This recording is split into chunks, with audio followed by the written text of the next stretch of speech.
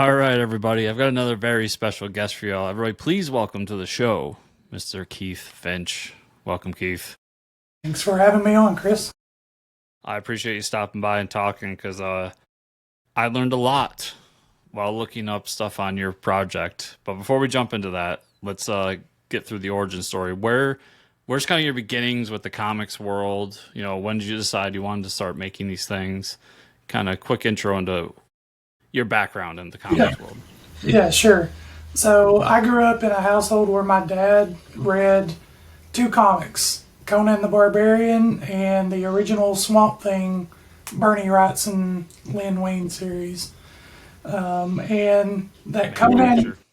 yeah, I was very fortunate in that regard, but that Conan number one was framed on the wall. You know, it was given a place of prominence. So the thought of comics being accepted was there from really the start.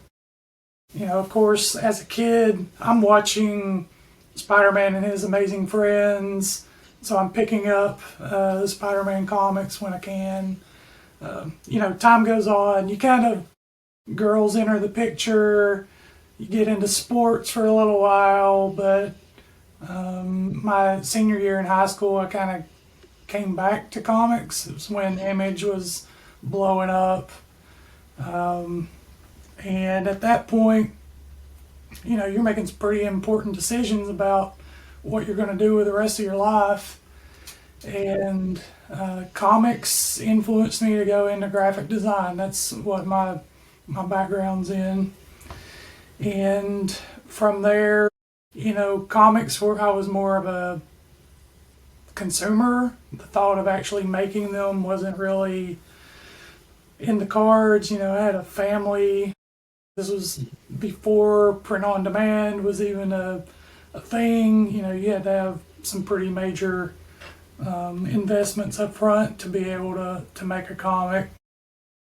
Fast forward a few years, we had a co-op group at my local comic shop that met once a month, and it was all people who were interested in making comics. We started making anthologies, did a couple of little short things in those.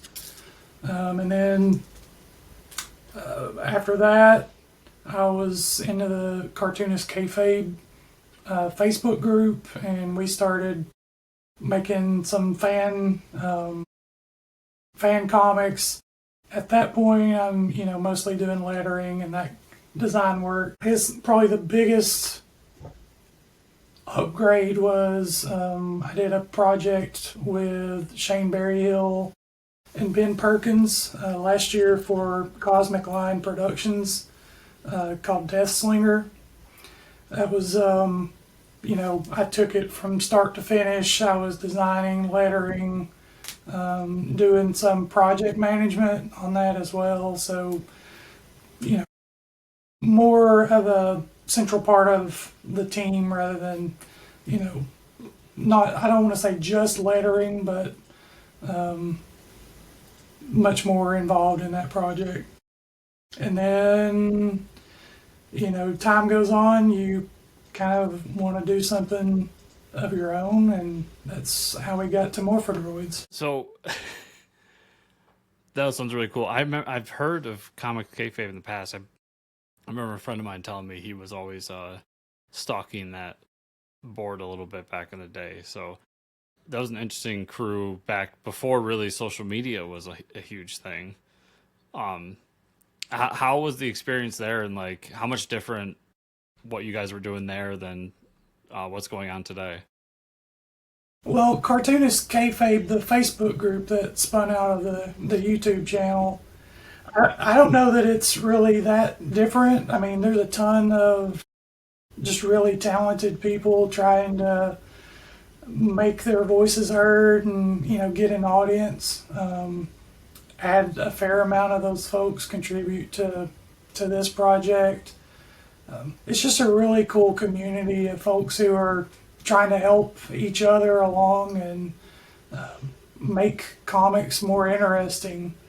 I don't want to poo-poo mainstream comics. There's definitely some good ones, but for my, I would much rather see something that's coming from someone who's totally invested in it than something that's, kind of got a factory mentality coming from one of the big two or even big three, I guess. Yeah, I'd say there's definitely room for both. For me, I mean, I'm not gonna say a lie to you. Like we're big mainstream comic fan around here, but obviously I love my Kickstarter books. And I think that the world of comics is so vast right now. It's been amazing. Not so great on my wallet, but amazing for my reading material. Yeah. No, I mean, I read my share of mainstream stuff, but that's what I was brought up on. So, Yeah. not to disparage it, but if all things being equal, I'm probably going to go with something that, feels like it was of a person's soul, Hmm. they're going to reap the benefits of me purchasing their book rather than it go into a corporate entity. I feel you there, definitely. So you ended that story with Morphodroids, which I want to start with. When you sent me this and we were emailing back and forth about getting you on the show, I thought this was you doing an homage to Transformers. I read the issue and I looked through it and it's really cool. And I'm like, he did all this great work and look at this commercial he made and everything. And then I started researching it more and I'm like, this was a thing. Yeah. I'm assuming this was something you were aware of back when it was happening, back when you No, were no. no, I mean, I would have been 10 years old when the toys were coming out, so I should have known.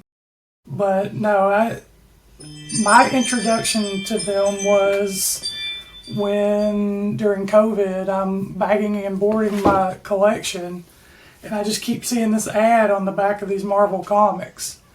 And I'm going, I should know what these are. I should have at least heard of them, but I had no idea. So, I'm a curious person. You go online, and the bulk of the people were kind of in the same boat as me. These things are weird. I've seen this ad. Does anybody know anything? And there wasn't a ton of information to be found. You could go on eBay and find the toys for sale, but beyond that, information was pretty scarce. And from there, you just keep digging and digging and digging. Eventually, I found a message board where the guy who ran the company that put them out had responded to someone. So, you just kind of try to find an email. You find an email, you shoot an email, hope you have the right person, hope they read it, and then hope they respond. And he did, and we were able to work out a deal that seemed to work for both of us. And yeah, here we are. So when doing your research on them, I mean, what was this literally just back in the day? Hey, Transformers are cool. Let's put out our own Transformers or GoBots or something like that. Yeah, so the company that put them out at the time, their big thing was porcelain dolls of all things, and they would go to China pretty regularly and get pitched on potential products for them to sell, and this is one that was pitched to them, and they came up with.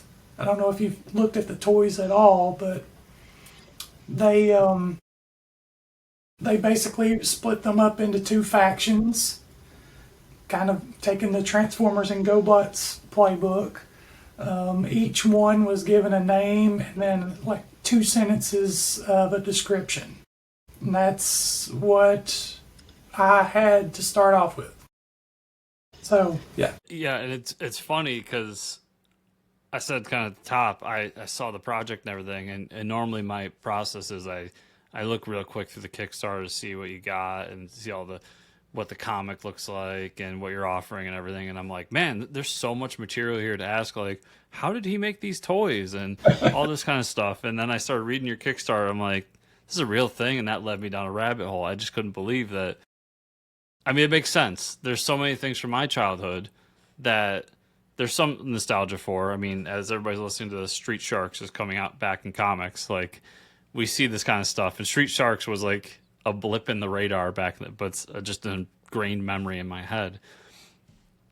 And to see this was just so interesting. It was like as you put it, it's the let me pull up the Lost Toy line of 1985. Well, I mean, to me, it tickled that very seed of an idea of like, okay, if I was 10 years old and I had these toys, what kind of stories would I have come up with based on these two lines of content about each of the characters?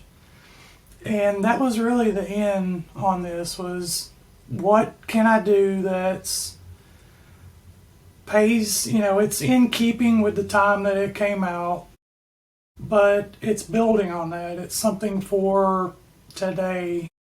Mm-hmm. You've seen the book, you've seen enough of it to kind of get a feel for it, but it's not, you're not going to pick this up and think, oh, this is a relic from 1985. It's more, this is up to date, and it's more or less bringing to the surface a lot of that stuff that's from 1985 up to now.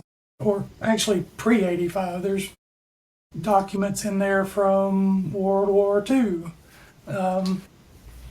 So yeah, trying to build out a pretty rich backstory and history for these 9 robots that, most people wouldn't have given a second thought to. So upon reaching out to the people to get a licensing deal done, which I would love to get more into later, but did they have any kind of story built up for this prior to you reaching out? Was there, like, the toy line, did it have a story, or was it like it was back in the day where, like, just put these out and we'll figure out the story later? We'll let Marvel figure out the story later. I think it was probably a little bit of the latter. I mean, as far as storyline, there was the good guys and the bad guys. They were given names, and then each character was given a name and a very brief description, but there was no story about, are they on Earth? Are they in outer space? Are they, somewhere in between? So my first job was like, okay, where do we go? Do we keep this on Earth? Do we put it in outer space? And I pretty quickly was like, let's bring it down to Earth. Let's bring in some human characters that you can start identifying with, bring in a little bit of that kind of Goonies vibe to it.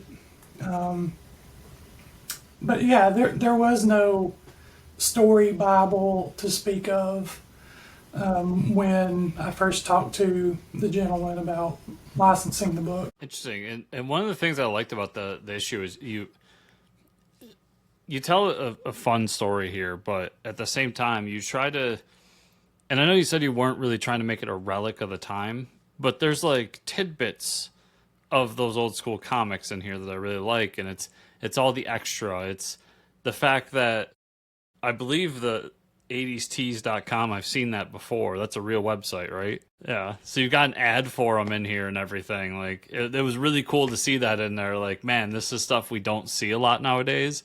And it's my favorite part of, like, buying old comics and going through them. Yeah, so, like, there's not a whole lot of ads in there, but that one, I took a vintage ad, retooled it for what we were trying to do with this project. Those are real t-shirts. I'm wearing one of them. So yeah, just trying to have fun with it, trying to keep it just interesting. Were those t-shirts they had already, or was this like something you guys did together as part of the comic? Yeah, this was an offshoot of the comic. There were no t-shirts prior to this. Some of the t-shirts are featuring characters that won't appear in the first issue. Mm-hmm. Just trying to, I'm trying to reward people for paying attention. If you are paying attention and you get to issue 2 or 3, you're like, oh, so that's what that random thing was talking about. And that's, to me, that's part of the fun. That's the reason why you do this, is try to reward on the first read, but also make it feel good that you took the time to pay attention. Definitely. And another thing in here, like I've gotten really into over the years, like I'm a big fan of Rom Space Knight. I just recently started reading a lot of G.I. Joe. And I know of like Transformers, everything, and how that all came about, being the toy, and then let's make a story about the toy, and then people at Marvel had to build out this world and build out these power sets and decide like all these different things. For a more independent creator, and even today, like most IPs are so just burn out from everything. How much fun was it kind of going back and doing the thing that they did in the 80s again? Because you have in the book the different characters, their power sets, their 1 through 8, how much of their armor, their intelligence, their speeds, so on and so forth. Like, what was that process like for you, and just how much of a blast did you have doing it? It was a lot of fun, and I got to work with some really talented character designers that made my random scribbles and references look a whole lot better. But yeah, that was one of the things pretty early on. I was like, I gotta do a official handbook of the Marvel universe, or who's who in the DC universe type profile. Originally, so this project grew pretty exponentially from the time I started. Originally, it was only going to be one of the robot characters in issue 1, and then you kind of get the inkling of doubt. It's like, am I going to get to make more? And if I don't, I want to at least have all the characters defined, have their powers listed, talk a little bit about who they are. So that was kind of what led to all 9 characters having their own profiles. But yeah, that was a ton of fun. The toys had a similar type of thing on the boxes, but instead of giving them actual numeric values, they're like written in an alien language.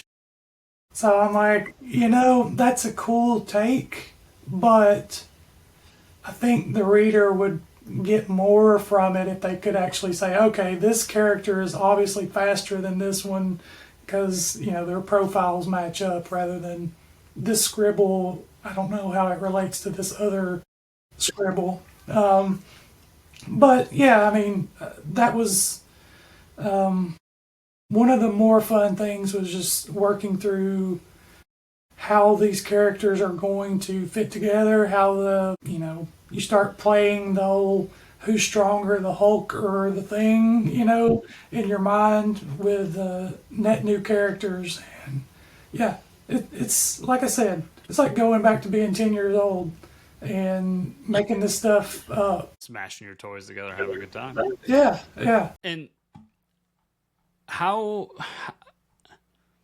important was it for you to showcase the original toys in the book itself as well? It was really important. Like, originally this was going to be a flip book that was half comic, half toy. One of the advantages of going and getting this thing officially licensed and all that was I got access to a little bit of behind the scenes information on how the toys came to be, how they were priced, the kind of thing that I don't think is very common for, not the Transformers, not GoBots, one of these secondary tier toy lines. And so I wanted to document the toys, have them photographed, have, there's some sales sheets in there about, how they were marketed to retailers. One of the things that came up pretty early on was, I know you mentioned the commercial for the toys. when I started this, I've been working on this for 4 years. That commercial had not surfaced online. Like, I looked everywhere and it was not to be found. And I got a VHS copy of it, had it digitized, and was planning on putting it up on YouTube as part of this campaign, but somebody, found it on, their local broadcast and uploaded it. So, in the book, I included storyboards, kind of after the fact storyboards for the commercial, just trying to make sure that we're documenting this stuff as much as possible, because a printed book, if enough of them get out, somebody will be able to find the information. But we think digital is forever, but we're finding more and more that it is not. Message boards come and go, platforms die away, and just I think I felt a responsibility to document as much as I could about the toys. Yeah, and it seems like as I was going through the book, you tell like the story, try to get the intro to all the characters and everything, but it's also like half a history book, like, or just a preservation book. Like, hey, we want to build a world here, and this is our cool story. And then the back half, it's, hey, these things were a toy, and I want y'all to know like what it was. Was that, when you set off to do this, was that really something that became more of a priority? Or would you say from the beginning you were like, I really want to make sure that people like remember this? Yeah. It was a priority from the beginning. I think the thing that changed over the course of working on it was the integration of comic and toy. So the original, I don't want to give the whole story away. Originally, the toys themselves didn't really play a role in the comic. They were really kind of two separate things. But over time, just rethinking, it made sense to tie them all together. Not only from a story perspective, but just from a visual and packaging perspective. Like I said, I'm a designer, so I wanted everything to feel like it was all integrated together.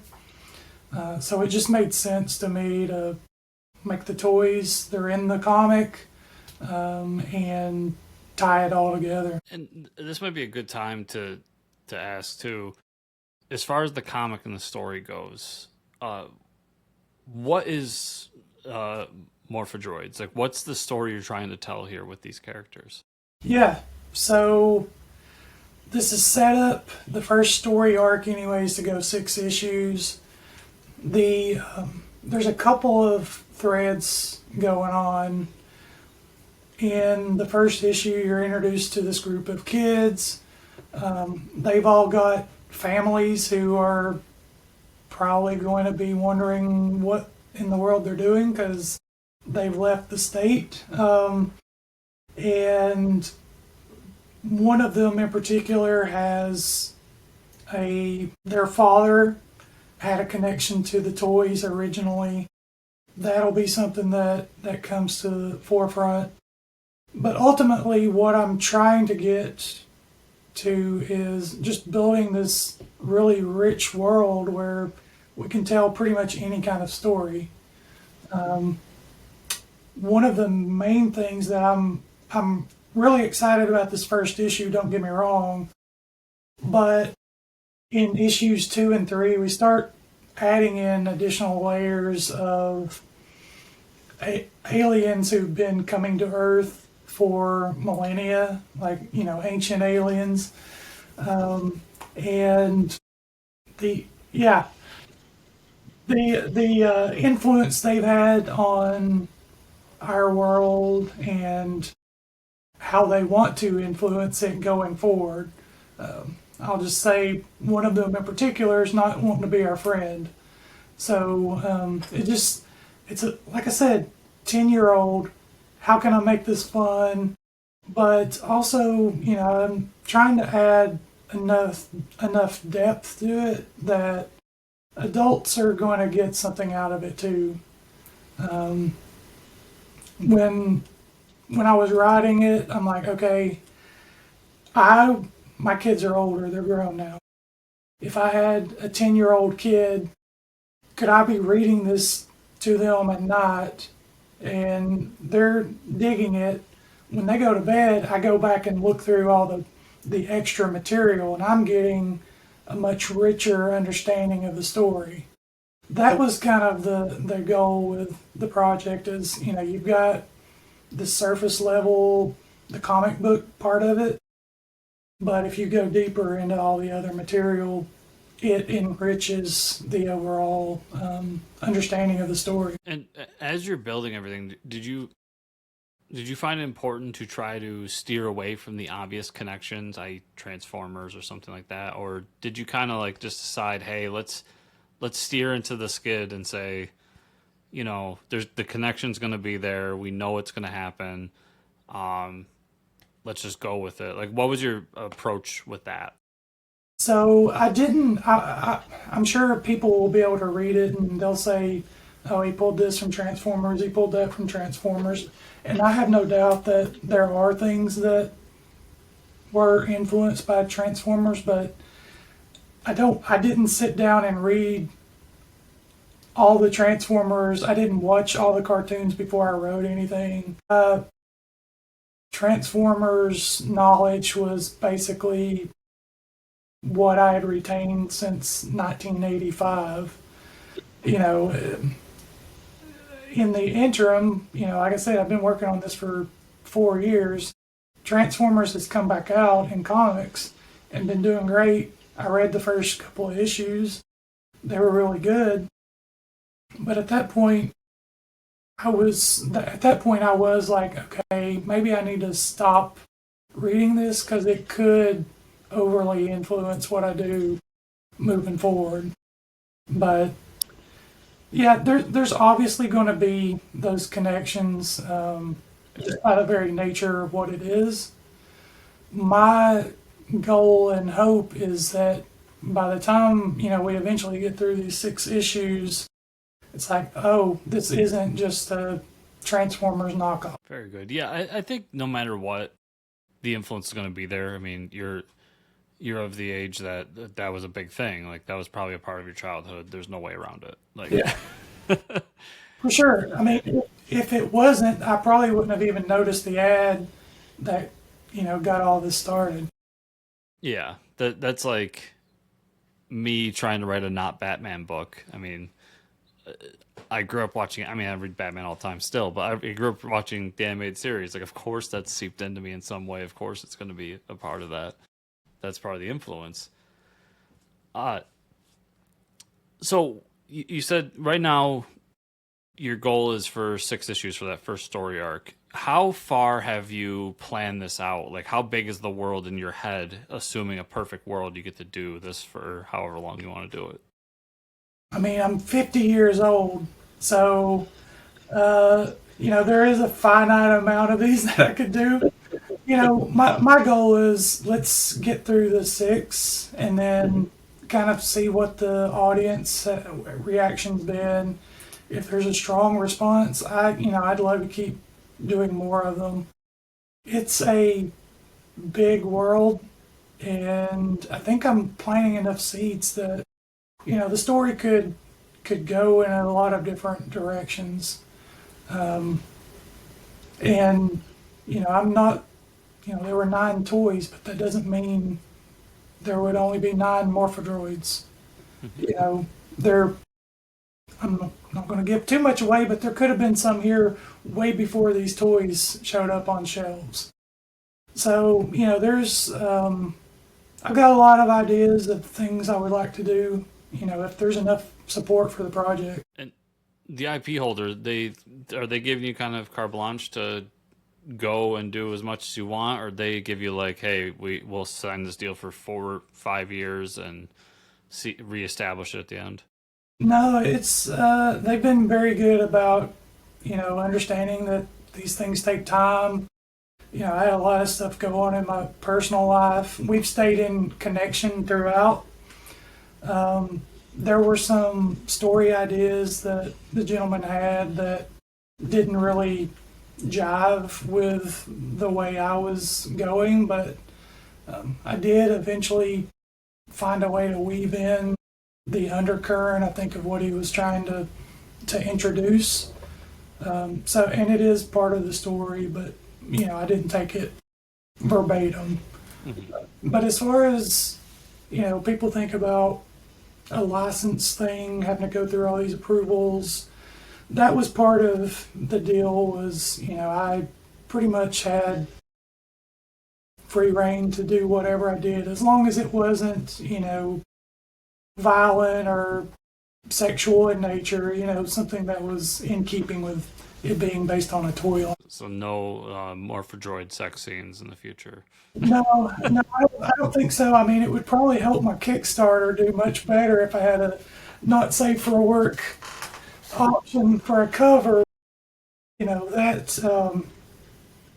That isn't the spirit of the book, and that's not my brand either. So, people can do that. That's their thing. I'm not saying that's necessarily a bad thing. It's just not my thing. So first, now it's in my head, sexy Morphodroid. Well, But, I mean, there are humans in the book. You could have done sexy humans with a robot in the background, but yeah, no. see, if it was my decision, it would have been one of the Morphodroids in a bikini. That's what would have happened. But, Yeah, yeah. but yeah, I hear that. But I always think when it comes to this stuff, like, because I'm not much of the not safe for work type either. Like I've tried, I've dabbled in it to see what it's all about, and I can't wrap my hand around it personally. But I think it comes in waves, and I do think at some point we're going to see a dip in it, and it's going to be because there was a point where that wasn't a thing, and it was these books that were doing really cool and interesting things outside of the mainstream that were big on Kickstarter. I think we'll get back to that.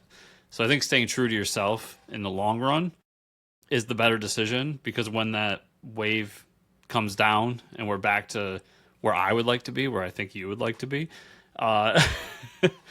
it's just going to make you look even better, because people are going to see a history of that and flow with it. So Yeah, that's the hope. I mean, not to get too philosophical, but we've got one life to live, and I would not feel good to the rights holder putting something out that wasn't in keeping with the spirit of what they originally created.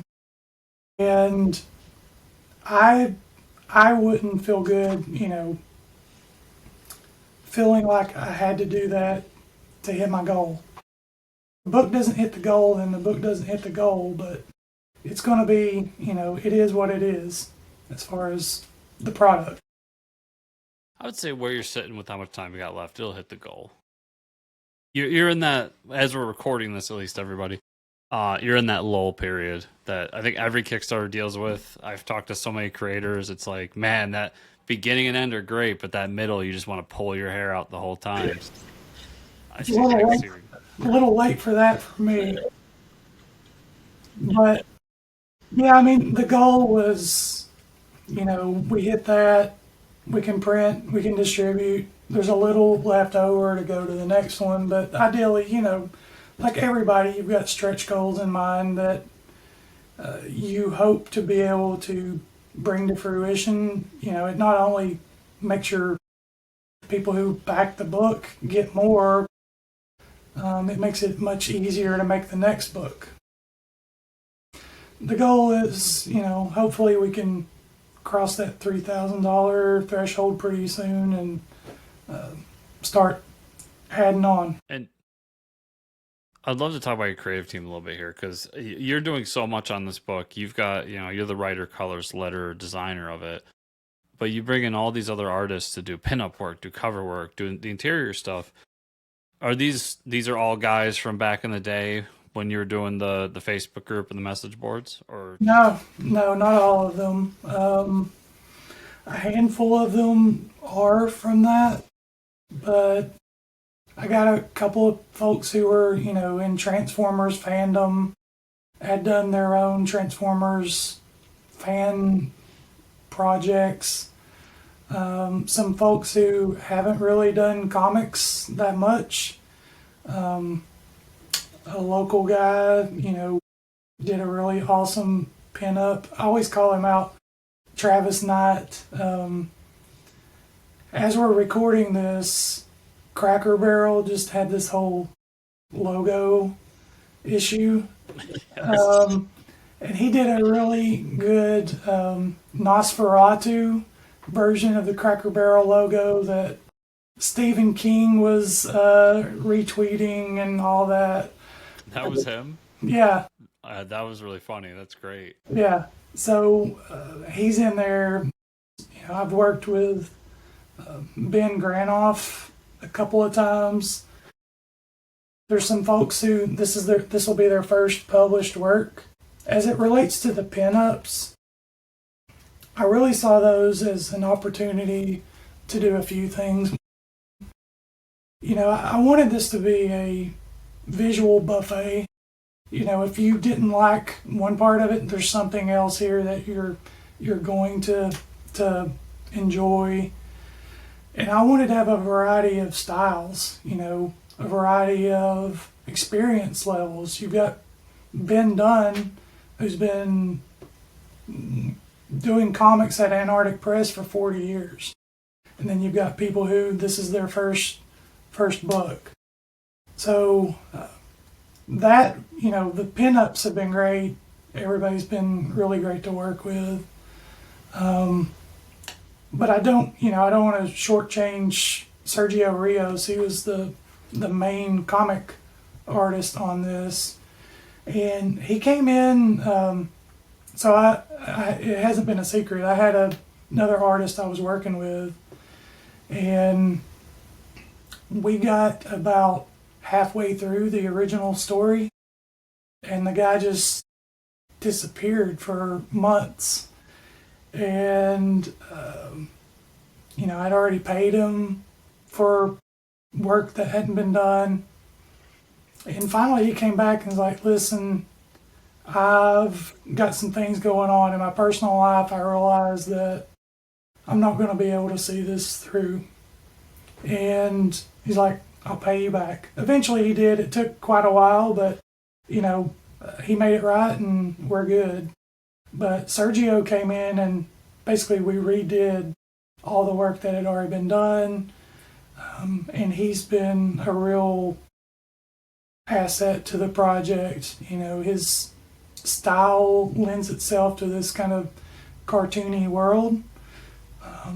So Sergio has been awesome. And then the last addition to the project, and this probably wasn't in the version you saw, John Bergen.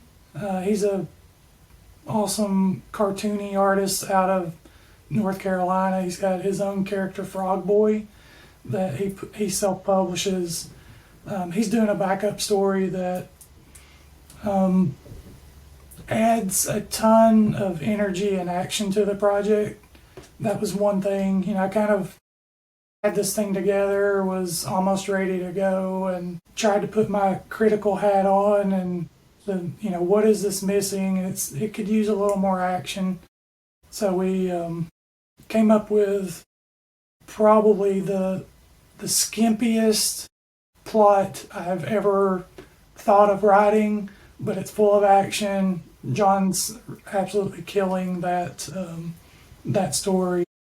And then the cover artist, Ryan Miller, I wanted something that would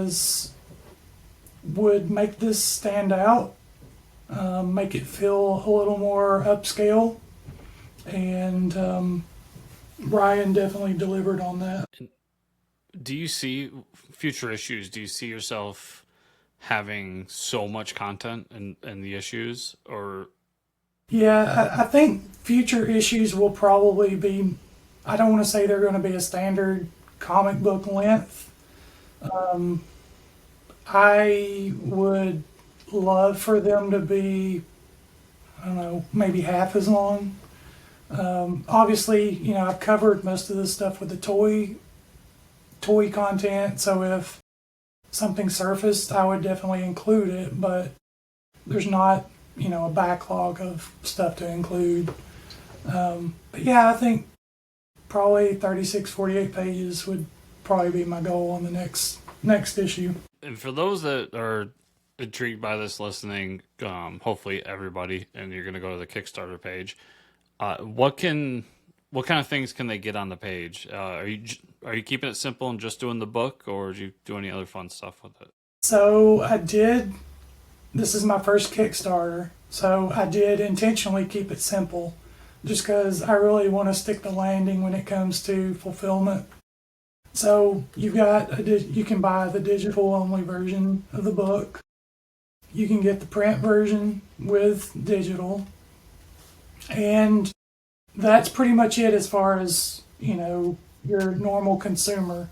We are offering, as I mentioned, I'm a designer, so I can actually draw a little bit. So I'm offering homage cover add-ons. We've got an add-on if you wanted to be included in a scene in the next issue. That's an add-on. And then we've got a couple of retailer tiers that one of them in particular priced really aggressively for a couple of reasons. One, I want the comic to get in front of as many people as possible. And not everybody's on Kickstarter. And two, I think comic shops are vital to this industry. Without them, I probably wouldn't have been keeping up with comics for the last 20 plus years. So yeah, that's really important to me. Interest there hasn't been as much as I had hoped, but um, you know, it's not a total surprise. Kickstarter is a totally different model for retailers. It messes with their money flow, and it requires a level of trust that a lot of them just probably aren't prepared to take on. I find that a lot of retailers are staying away from Kickstarter stuff, especially like you said, it's such an upfront cost to. I mean, you're not going to do this. I know you're not going to do this. I mean, don't make me a liar, but I know you're not going to do this. But the chance that it doesn't get shipped out, like Yeah, it happens, unfortunately. So, but yeah, I'm looking at it and I'm like, that is a very aggressive pricing, especially for everything you're giving comic shops. Uh, did did you have a plan for afterwards on possibly doing more with the direct market? not currently. There's a couple of avenues I would probably explore after I've gotten a couple more books under my belt. Most of the folks who are handling the direct market distribution right now, if you're a creator with one book, they really don't want to. You're not worth the time for them to set it up, and all that. So, if I had another series or had two or three issues ready, then I would probably pursue that. Yeah, it's a tough part about right now is we're such a moment of flux. Like it used to be, you could potentially get in with Diamond and even with just one issue and see if you could make a little extra on the back end, but Yeah. Yeah, unfortunately not so much right now. right. Yeah, Death Slinger, we got distributed into comic shops and, had some success there, but yeah, it's been a challenge. that's a tough nut to crack.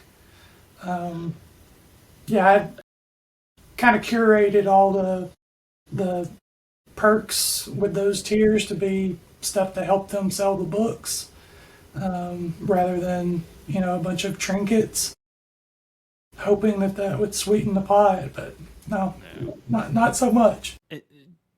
You said in the beginning, and this is just kind of like popping back in my head, something about going on when you were doing the original research and finding some, I believe you said a message board or a Reddit page or something where people were posting about it. Did you, upon launching this, did you go back and like really dig into them further and see if you could make them or like present it to them to be like, hey, if you guys champion this, that gives me like a free ad revenue. Like if the hardcore fans who like remember this from back in the day are like, this comic's coming out. Yeah, Did you ever do anything like that with kind of guerrilla marketing? yeah. I mean, I went to pretty much anywhere that mentioned Morphodroids. If you Google it, there's me probably on there talking about the comic. So yeah, it's I don't want to say no stone unturned, but very few, very few. If there's one he didn't, everybody contact him. He'll turn that stone. Yeah, yeah. And I would love to know. You said about doing more for future campaigns, and I just pure ignorance here because I have never done anything like this before. How much of the old material, like the old comic ads or just the old advertising stuff in general, specifically the art, are you able to possibly use for something in the future? So the way I'm handling the ads is if I have a need for an ad, then I will adapt it. Now, to your question, I think, like, where's the line between homage and copyright infringement? Is that the question? Kind of, yeah. I mean, I think that's a tough one. I think my question here is you've got one of the ads on here on your Kickstarter page to kind of present, hey, this is the commercial, this is one of the old comic ads. I'm assuming this is the comic ad you were referencing at the beginning of the interview. And that's such, even though like me, someone my age, or I'm sure a lot of the audience, and even yourself, you said you didn't really remember this from back in the day, may not have nostalgia for it. It's still a very nostalgic image. So the idea of using that classic art as a possible Kickstarter reward in the future, that has to have popped in your head at some point. Yeah, yeah. I mean, and as far as that goes, that's covered in what I license because that was created by the company, so that would be part of the package. The one other thing, I did the T-shirt thing, which was based on, I don't even remember, superhero store or something that put out shirts in the late 70s. And I think I did do a kind of, there were Heroes World catalogs, and Heroes World advertised Mego style toys and different things. Those were all created by students at the Kubert School. Mm-hmm. So I did create a homage to one of those, and it was kind of like Morphodroids almost came out as little PVC figures. So, but what you see in there looks like production artwork. It never actually got made. And, there's a little note on there. I think it says something like pulled by client, and there's like -J, which could mean Joe Kubert, if you were so inclined to follow along. So, there's things like that, little Easter eggs, just trying to keep it interesting. Yeah, I guess just for integrity's sake, you did use the one image I'm talking about for one of the T-shirts. I guess what I'm thinking is for like issue 2 or 3 or 4 or whatever, like doing a sticker package with those, or doing like a bookmark with those images, or something that Yeah, the little add-ons that people get, or the little like, hey, buy the book, but also here's the sticker template for like another $4 or what, the little things to add on. Yeah, I mean the toys actually each one came with a little decal sheet that goes on the toys. So I mean a future thing could be a sheet with here's all the decals for all the toys. You know, if you had one of the figures and you wanted you didn't have the decals, that would be something kind of neat to have. That's all really cool ideas. So it sounds like, yeah, for future Kickstarters you have things in your head, especially.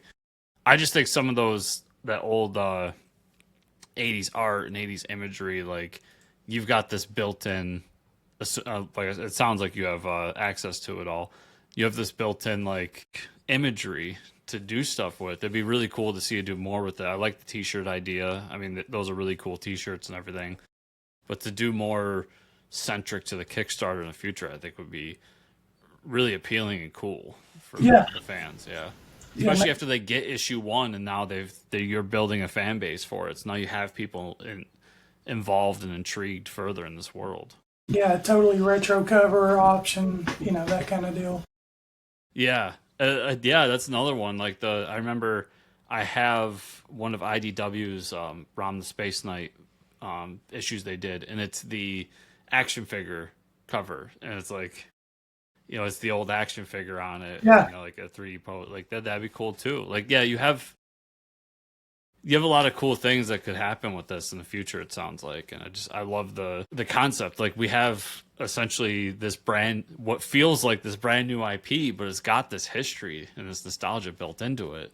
It's just really cool to think of where it could go in the future. I know you're focused on the here and now, and hopefully everybody goes out and checks out the book, but Yeah. it just sounds like you got a lot of cool things that you can fiddle around with in the future with it. Yeah, I mean, it's, aside from whatever crazy ideas I might have, there's a lot of fun graphics. Like, I'm a designer, so, and I have an affinity for retro stuff. So, yeah, I'm really hoping that we get the opportunity to really mine some of that in the future. I'm hoping so too, because I think it's a cool addition to the Kickstarter ecosystem. I love seeing that you're getting some licensed IP onto this ecosystem as well, and seeing people build new things with these existing IPs as well. So to have you add on to that is really cool.